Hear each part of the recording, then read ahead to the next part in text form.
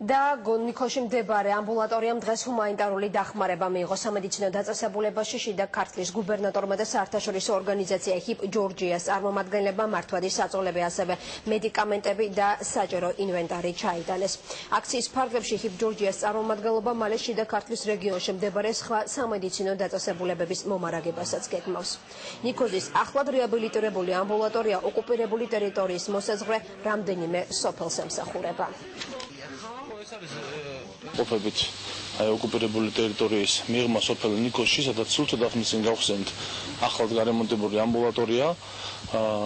ამ ამბულატორიით ყოველდღიურად სარგებლობს ადგილობრივი სოფლის მოსახლეობა და არა მარტო ამ სოფლის მოსახლეობა და დღეს ჩვენ ავხჭურეთ ეს ამბულატორია პირველად საყოფაცხოვრებო ნივთებით, სამედიცინო საშუალებებით. წელს უკვე მესამეც მივიღეთ ჩვენ ჰუმანიტარული დახმარება HIP ჯორჯიამ გერმანიიდან გამოგზავნეს და გადავწყვეტეთ ქართლში წინა წლებისგან განსხვავებით გადავწყვეტეთ ქართლში დაგვერიგებინა.